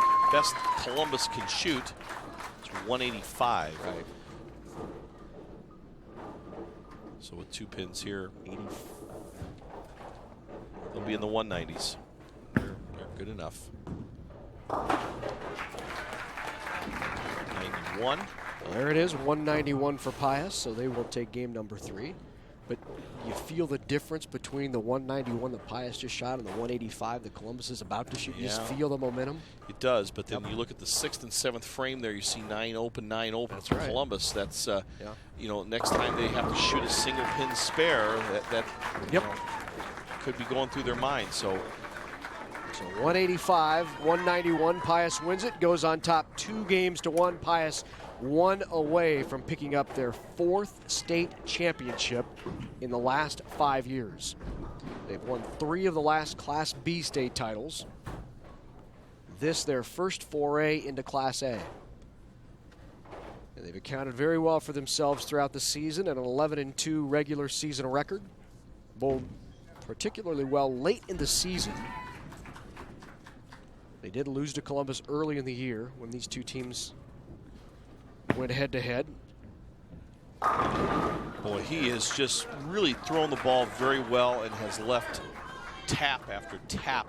Less loft there, ball goes into a great roll and just a poor break. So you know, I just got done saying that now another single pin spare really needs to convert this, Larry. And I do think that probably Columbus may have a little bit of a momentum edge there just by the way they finished that last game, but it depends upon this spare right here for Columbus. And Coach George McCarthy has made a lineup change as Colin Kohler flushes it, puts 10 in the pit. The lineup change, he's now moved Cutter Block to the top of the lineup, so Cutter now leading off. So he will bowl the 1st and 6th frames for Columbus. He slides it right by the 7, so you were so right. Well, it just takes any momentum they had and really squashes it. And here you got a guy coming up that hasn't missed since first shot of the first game, right? Yeah. It's got to hook a little bit though. And it does. That just looked like it might not have had enough to come back, but boy, it ended up being flush. I'll let you do the play-by-play here. Gosh, no, that's. Well, what happens there is that he's young, I'm old. He has enough arm and enough revolutions on that ball to get it to come back. Mine may have picked off 3 to the right, so there's another one that just rips the cover off the ball. Bad tough break. The 4-9. And he's bowled well too. Absolutely has. Well, this really give Pius a boost to close out Columbus Scotus. Peter Massinelli can strike. Big shot by Massinelli. 3 straight for the Bolts to open up game number 4. And he's got to go after this, and he is. So back-to-back opens, and Pius suddenly finds itself up by 40 pins in the second frame.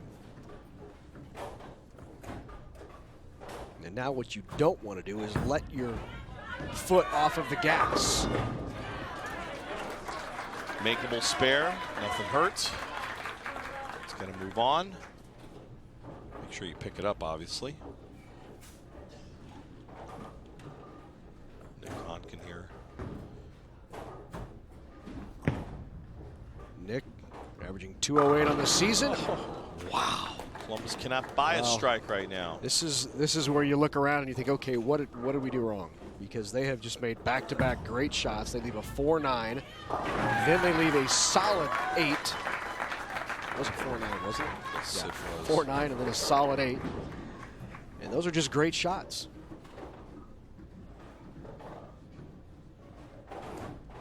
So get back on it, pick it up, stay clean. Oh. Handing it to Pius right now. Wow. So those 3 straight opens. And the split's a tough break in the second frame, right? But the 2 single pin errors, you've got to pick those up. And Pius now with their foot on the gas pedal can step on it right here. Looks like a good shot. Buried by Nick Schuler. Seen a lot of players around the state, folks, and there's aren't too many that I would take over Nick Schuler. If I had to start a team and I had #1 draft, I think that's my #1 Well, pick. he's not the modern day bowler that rips the cover off the ball. And Steve, you've seen it. He can play on any condition. He can play up the boards. If he has to get deep. Yesterday he was playing fall away shot 5th arrow, and he was flushing. Versatility. I mean, he's a versatile player and a dynamic player. I say this a lot to the high school kids that bowl at our center and some of my league bowlers too, that you've got to hit every club in your bag to steal a golf race from golf. Yep. Well, that'll trip the 6 pin, and that gives them a bit of a break and a bit of momentum heading into the second 5 frames. They down at one point by 51. They've thrown a double on there, so can Pius answer? Important right now, and I'm sure Coach Mahacek is saying, make good shots. That's got to be your only focus and your only thought. All you can do is make a good shot. And pick up your spares, which is a good shot. That's right. But you have to be able to do that. About a 41 pin lead right now for Pius going into the 6th frame. So just hopefully you don't have any bad breaks. You can leave a pocket 7-10 or some sort of a pocket split that could cause momentum to shift. You leave a single pin spare, you shake it off and pick it up. Yeah, it needs to skid and carry, and it does. Wow, what a shot. Big double by Colin Kohler. Trips that 7-pin out.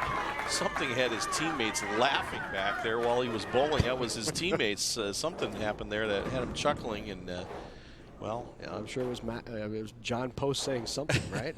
he's been the comedic relief. Cutter block. Finally a break for Cutter, who has bowled really, really well. Really has. So 41-pin lead. Pius on a double. Columbus on a 3-bagger. You saw Massanelli turn and talk to Rod Mahacek, who's probably saying, do I need to make a move here? Are we going 2-1 inside? Looked like he did, and flushes a 9-pin.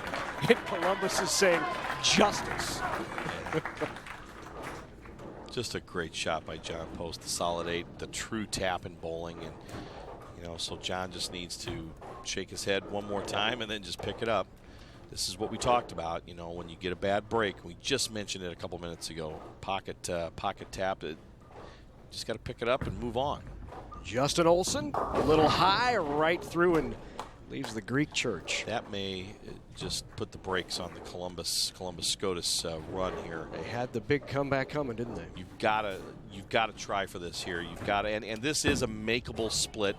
You need to, with some speed, you need to get the ball over into the 6-10 area, and you need to try to slide that 6-pin in. It actually ends up hitting the 9-pin and then goes into the 4 and the 7. So he's really got to just give it a shot to go for it. And he's unfortunately just a little too hard, threw it in the gutter. You know, you lose the count, but at that point, Larry being down by 35, 40 pins, you got to try to make the spare. Yep. Unless an absolute utter disaster happens here for Pius, I think they're looking at another state championship. That's pulled. Tugged, gets the 5, rattles it around, can't get it to go. Hey, I want to quickly point out before the next shot, Rhonda Blandford Green, the executive director of the Nebraska School Activities Association, right there sitting in the front row. Pleasure to have Rhonda come out and watch high school bowling, really take interest in what's going on in bowling across the state and what the Nebraska High School Bowling Federation has done. She's been such a great change agent in the states she's been in, including Colorado, and now coming here to Nebraska, and it's great to see her out here watching these young bowlers and giving them some recognition. A great decorated athlete at the University of Nebraska. Yeah. It's great to have her come back, and you know, it's about opportunities for high school kids. That's what it's about, and of course, bowling is so applicable to everybody in the building, not just someone that might be considered a natural athlete or a better athlete than others. Right. You can be a bookworm, and you know, like you were, Putney, and be a bowler and be considered an athlete, and that's what we're working for here at the High School Bowling Federation. I will tell you this, that I think bowling is perfectly suited for those kids who are good athletes but just don't develop or mature as quickly as others. They don't get quite as big, but they're athletes, and they can come out here and they can compete with anybody on the lanes and with any type of athlete, and they can excel in this sport. And it really does, Steve, serve an athlete that is not being served in the public school system or the high schools today. 85% of those kids who compete right now in high school bowling are not participating in any other sport. Or activity, that's correct. Yes, you bet, absolutely. Big shot there, but it might be a little too late. Well, it's going to be best Columbus can shoot is 182, and Pius already has it. Yeah, so they're, well, you wouldn't tell by the faces. Coach Mahacek's got them focused still, but Pius will win their first Class A state championship. Maybe they'll fire this coach like they fired the coach last year, the one Class B. That's right. I will tell you, I think we're going to get a look now at Will Thorpe. He's a senior, averages 199. He's made a terrific transition. When he came into the program, he was averaging about 100. He decided to make the commitment and switch to two-handed bowling. And when he did, he's now averaging 199. He's a 375 GPA kid. He's an Eagle Scout, just a great all-around kid, and it's terrific to see him get an opportunity to throw here in a state championship match. Look at that. That's just you know, odd, right, is what it is to see that. But, yep. But you know, he's going to he's going to have a state champ. He's going to have two because he won one last year. Right. So great way to go out. You know, and the boys here on the Columbus Scotus co-op team, you know, they've been in and around the state finals for a lot of years. So great program up there. Columbus, like to thank John Eckholt, the proprietor at Westbrook Lanes in Columbus, for all he does. John really was instrumental in getting the program going up there. Now now that Coach McCarthy's taking the reins.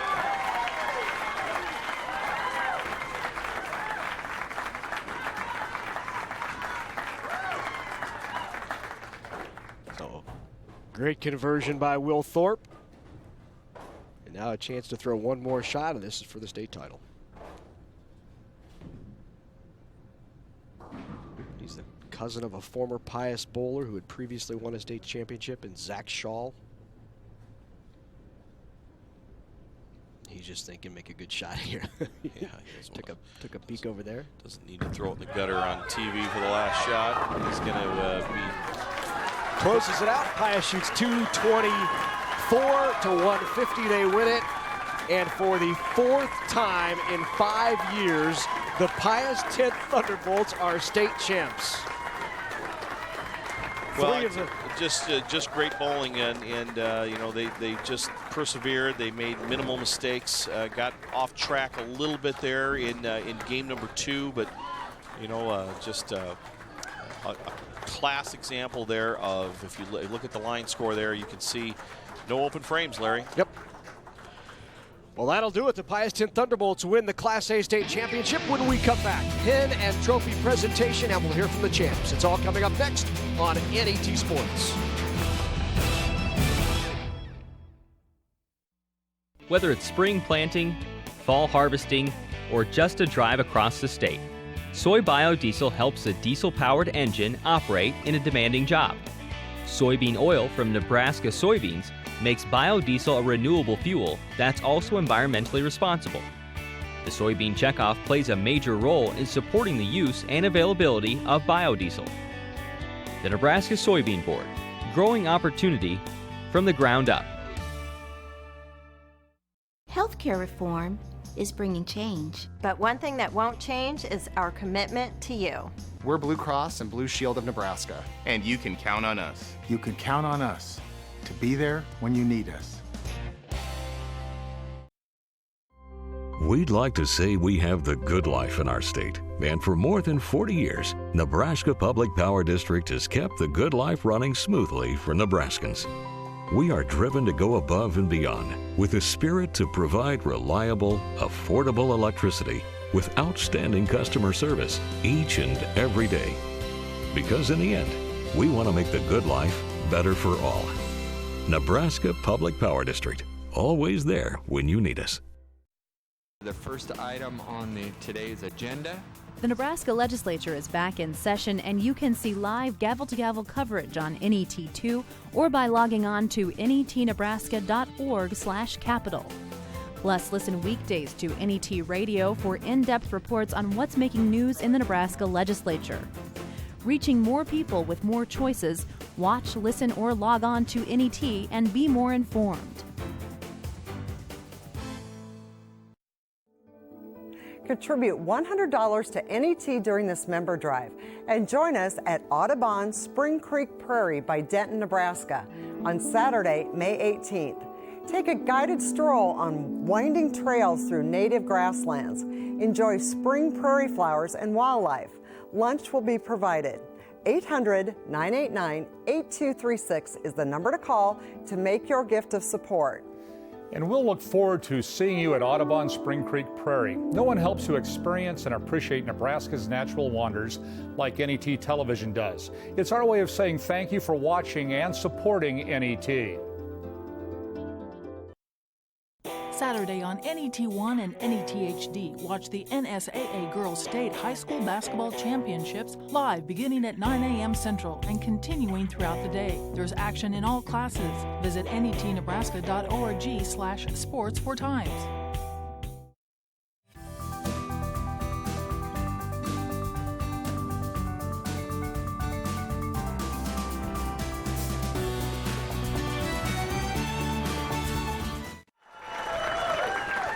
Welcome back to Sun Valley Lanes in Lincoln, Nebraska. The Lincoln Pius X Thunderbolts knock off Columbus. And a reminder, you can get a DVD copy of these Nebraska High School Bowling Federation State Championships. Log on to NHSBF.com and pick up your copy. These memories can last you a lifetime. A couple of guys who'd like to live in this moment for a long time. They're both with our Steve Simpak. All right, Larry, thanks. Mr. Senior Nick Schuler, all right, we're going to put you on the spot right now. Who's a better coach, Larry Putney or Coach Mahacek? I have to say Mahacek. All right. Well, that's okay. Well, I tell you what, there goes Larry's bonus in the booth there. So you've got 3 state championships, 2 Class Bs and now Class A. You guys ended up coming or tying it up, or actually falling back to a tie at 1-1. You being the senior and the leader, did you go back and try to fire up the team, say anything, any words of wisdom to them? Not really. Not really. Well, we heard some chuckles there on the bench a couple times, so somebody must have been making some sort of jokes over there. Yeah, we like to keep it light. Just like to play around and bowl, basically. Well, Rod, you're following in big shoes with Larry Putney, but you know what? Just what a great afternoon. And Larry and I commented on how not so much simple, but compact and very error-free bowling that most of the styles of the players in your team have, and that must come from great practice. I don't know, great program. Here's a chance to toot your horn. Well, obviously Larry did a great job when he was to head the program, and this year we definitely tried to keep the structure going and try to build on that and to get the kids fundamentally sound, and we worked hard on spares, and I have to really credit Columbus for a great season. It was a great match, as well as the kids. But down the stretch this last month, bowled as well as we have all year, and it showed in the district finals as well as in the state finals. So I'm really proud of them. All right, well, congratulations, guys. Larry, back to you. Lincoln Pius X, your Class A state champions and boys. Back to you in the booth. All right, Steve, thanks very much. And Nick, I'm pulling the check back, by the way. So Pius X, Class B state champs, and now for the trophy presentation and the pin presentation, let's go to Greg Porchy. Ladies and gentlemen, how about one more round of applause for our 2 finalists this evening?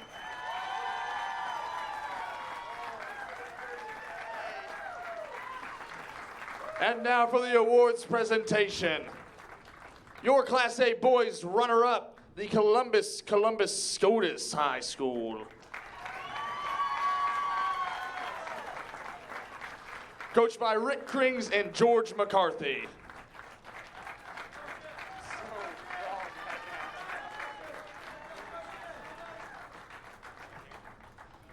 Keaton Swanson.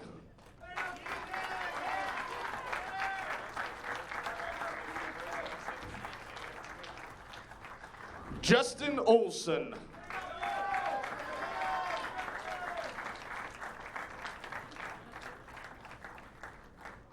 Nick Honkin.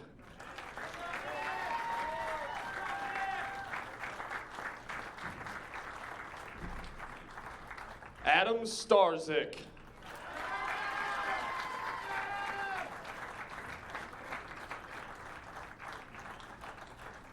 Dylan Krings.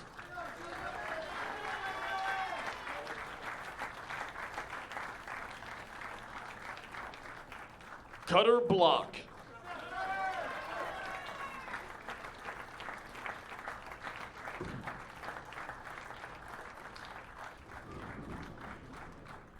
And gentlemen, here's your runner-up trophy. Congratulations to Columbus Scotus, your Class A boys runner-up.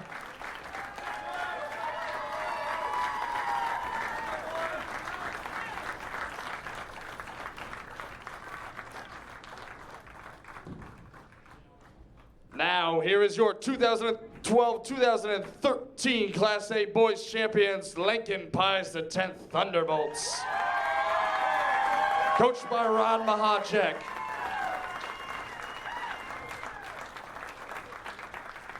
Colin Kohler.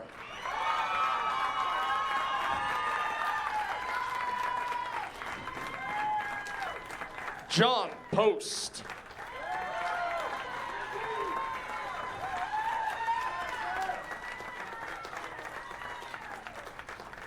Will Thorpe.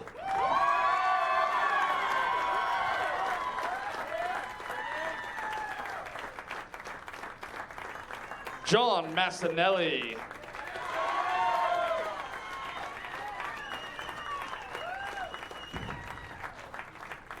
Nick Schuler.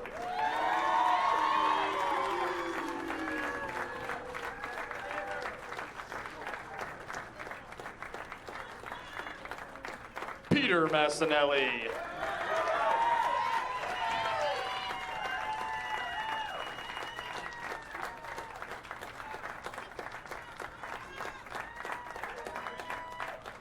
And gentlemen, here's your championship trophy. Once again, congratulations to the 2012-2013 Class A Boy Champions. 4 state championships in 5 years, 3 of those in Class B. First year they move up to Class A. The Pius, the 10th Thunderbolts, take home another state championship. Boy, we've got a terrific day, Steve. Humphrey High this morning wins at 3-1 in an upset over St. Francis. Adams Central, the clear favorite, survives a five-game match against Burwell Ord. Hastings ends up winning it in Class B, and then here in Class A, we wrap it up with Pius the 10th winning 4 in 5 years. It's great bowling all around. You saw an exhibition in efficiency with Lincoln Pius in the Class A, just picking up spares, staying clean, staying out of trouble. They just flat out out-bowled everybody all weekend, and they did it simply, Larry, by fundamentals. You throw a bunch of strikes, but if you stay clean, you're going to end up on top by not hurting yourself. Let's take a look at the top 10 singles in Class A. These are contested during the regular bowling, so the top 3 games of each individual gets counted toward the singles competition. And Cale Broderson of Southeast was your state medalist in the singles competition. Starzik finished second. And you see the rest of the top 5 there in the first team All-State. Next 5 are in second team All-State, including Nick Schuler, who finished 9th. Well, what a terrific week, couple of weeks. The girls last year, boys this year. Appreciate your help, Steve. Thanks very much, and another great couple of weekends of state high school bowling. It's an honor to be with the Iron Man of Nebraska sports broadcasting. Yeah. You do it all, my friend. Well, thanks. I appreciate it. It's great to have you with us as well. So that'll do it for the Boys State Championships. I'm Larry Putney for Steve Simpek and our entire NET Sports production crew. Thanks so much for joining us here at Sun Valley Lanes in Lincoln, Nebraska for the Nebraska High School Bowling Federation Boys State Championships.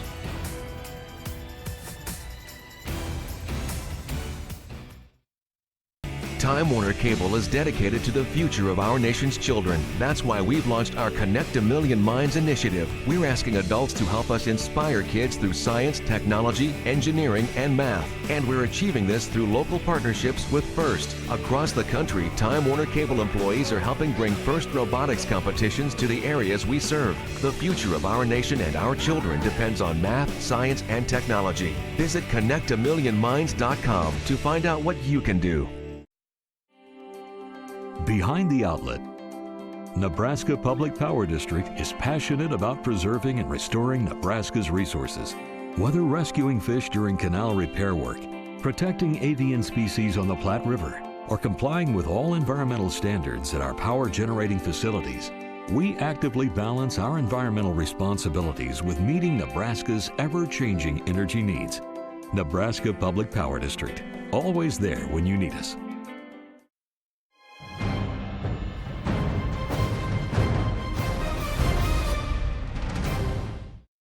We hope you enjoyed high school sports action on NET. Now, if you'd like to help ensure that NET continues to be Nebraska's home for sports, consider becoming a member of our Sports Partners Club. Membership is affordable, it's flexible, and it includes many benefits. Log on to our website or call me personally, and I'll help you become a sports partner. It's only through generous support from thousands of people just like you that we can continue airing sports action on NET. Thank you.